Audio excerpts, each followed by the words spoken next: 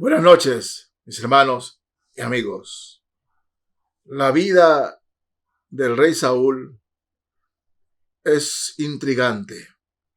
Lo que cuenta la palabra del Señor de Saúl, un hombre escogido por Dios, el primer rey de Israel, un hombre bendecido por Dios, un hombre a quien Dios le dio un propósito, pero un hombre que grafica bien lo mucho que sucede en la vida de los cristianos aún el día de hoy, aún en estos días. Miren, Saúl fue escogido por Dios. Oh, sí, los primeros años Saúl fue maravilloso.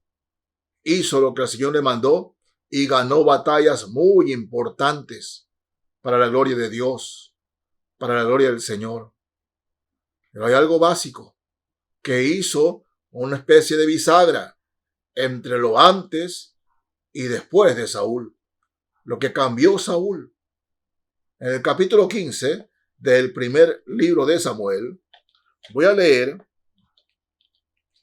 desde el verso 22. Primer libro de Samuel, capítulo 15, desde el verso 22. Miren lo que la palabra del Señor nos dice. Y Samuel dijo: se complace Jehová tanto en los holocaustos y víctimas como en que se obedezca a las palabras de Jehová. Ciertamente el obedecer es mejor que los sacrificios y el prestar atención que la grosura de los carneros. A Saúl se le había dado una orden directa de parte del Señor. Sí, orden directa. Pero Saúl desobedeció. Oh, Dios le dio a Samuel palabras que Samuel debía transferirles a Saúl, y Saúl las escuchó claramente, las palabras que Jehová había dicho. Pero Saúl desobedeció. Pero Saúl seguía haciendo sacrificios, como que estaba todo bien con Dios, ¿no? Y mis hermanos, amados, en la gloriosa fe de Jesús, a veces, se los digo, hay hermanos y hermanas que cuando le han fallado al Señor, dicen: voy a aumentar mi ofrenda, voy a dar más ofrenda y más ofrenda. Y hermanos en la fe, benditos sean esos hermanos, cuando de su corazón fluye ese sentir del Señor de dar ofrendas, ¿no? Y aumentar su ofrenda. Bendecido sea ese hermano, esa hermana, porque el Señor no es deudor de nadie, el Señor le revertirá más. Pero cuando la causa de que estamos dando más es como para comprarle al Señor, comprarle a Dios, ¿no? Comprarlo al Señor, no. Leí un libro donde en los años 80 un narcotraficante fue a una iglesia en Colombia, una iglesia evangélica, por pobres, habitada, pobre, gente humilde, pero cristiana. Y este narcotraficante llegó y dio una millonada de dinero para construir un templo precioso, grande, hermoso, atractivo. Lo construyó. ¿Saben lo que sucedió? Este hombre quería dar como comprarle a Dios dinero del narcotráfico. Lo metió para hacer un templo y acallar su conciencia. Y eso es lo que estaba haciendo Saúl. Saúl le había fallado al Señor y quería acallar su conciencia, que le decía: no, Saúl, mal has hecho. Pero él quería ofrecer sacrificios. Y es por eso el mensaje de Samuel. Leo nuevamente del primer libro de Samuel, capítulo 15, desde el verso 22. Y Samuel dijo: Se complace Jehová tanto en los holocaustos y víctimas, como en que se obedezca a las palabras de Jehová. Ciertamente el obedecer es mejor que los sacrificios, y el prestar atención que la grosura de los carneros. Samuel está antes. El obedecer es mejor que los sacrificios. Así que mi hermano, mi hermana, si usted le ha fallado al Señor, con todo el dinero que usted le dé al Señor, no lo va a comprar. Sigue siendo pecado hasta que usted se arrepienta. El problema de Saúl es que él no se arrepintió. Él buscó arreglar las cosas, manipular las cosas, pero no se arrepintió. Por eso, sigamos leyendo aquí, verso 23. Porque como pecado de adivinación es la rebelión, y como ídolos e idolatría la obstinación. Por cuanto tú desechaste la palabra de Jehová, Él también te ha desechado para que no seas rey. Entonces Saúl dijo a Samuel: yo he pecado, pues he quebrantado el mandamiento de Jehová y tus palabras, porque temía el pueblo y consentía la voz de ellos. Perdona pues ahora mi pecado y vuelve conmigo para que adore a Jehová. Y Samuel respondió a Saúl: no volveré contigo, porque desechaste la palabra de Jehová, y Jehová te ha desechado para que no seas rey sobre Israel. Es tajante el Señor con Saúl. E insisto, Saúl quería arreglar las cosas, ofreciendo sacrificios. Quería manipular los hechos para desvirtuar que él había pecado. Porque seguía diciéndolo aquí, que el pueblo era el que lo había instigado para pecar. Y mis hermanos, cuando pecamos, nunca le vamos a echar la culpa a nadie. A nadie. Porque el Señor sabe que si le echamos la culpa a otro de mi pecado, si le echo la culpa a otro de mi pecado, es porque no estoy arrepentido. Porque no estoy arrepentido. Oh, sí, hermanos en la fe, comprendamos eso. Entendamos esto. Que si yo he pecado contra el Señor y le estoy echando la culpa a cualquiera, es porque yo no reconozco que he pecado. He pecado contra el Señor. Por tanto, debo levantar mi cabeza y decirle: Señor, yo he pecado. No que me pequé por esto, pequé por de acá. No, pequé yo, Señor. David pudo haberle echado la culpa a Betsabé y no lo hizo. Contra ti solo he pecado, decía David. Y es así mismo. Mi pecado te declaré y no encubrí mi iniquidad, mi pecado.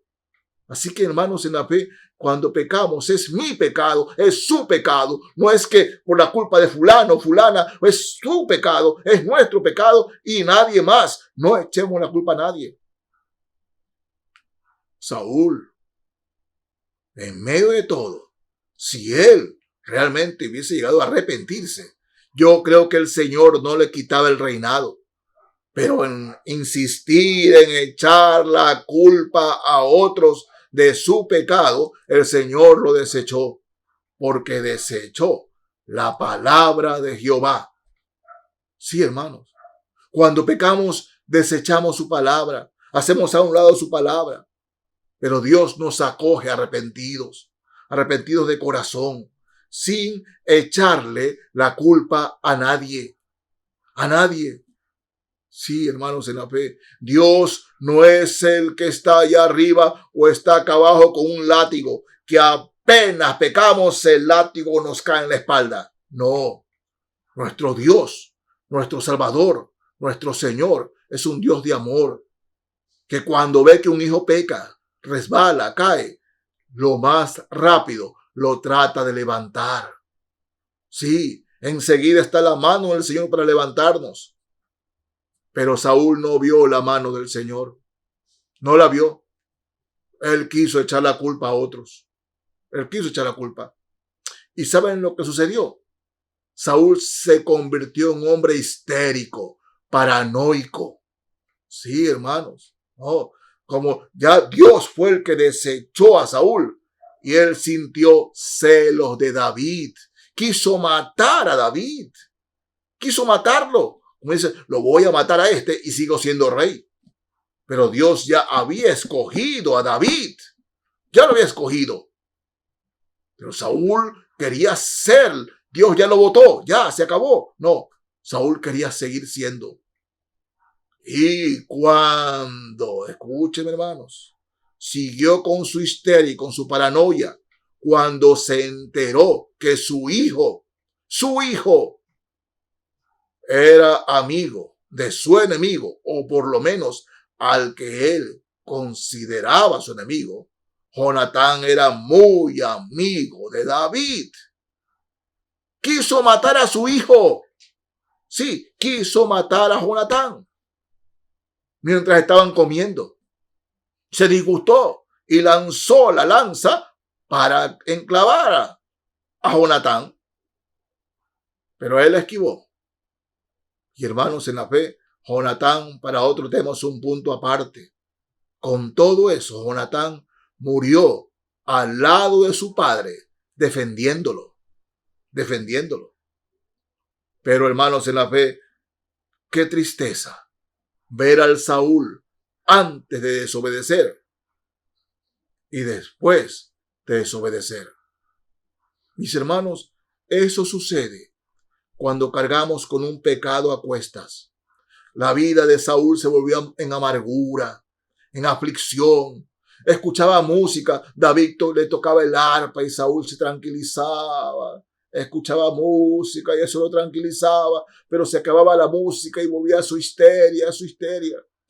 Y mis hermanos, por más que usted esté escuchando coros e himnos cristianos y pase horas y horas, el Señor quiere que usted se arrepienta, hermano. ¿Qué es su pecado? Cuando hay agresividad, escúcheme, hermano, hermana, cuando nosotros estamos agresivos o somos permanentemente agresivos o paranoicos, es porque algo pasa aquí adentro. Es porque algo sucio estamos guardando aquí.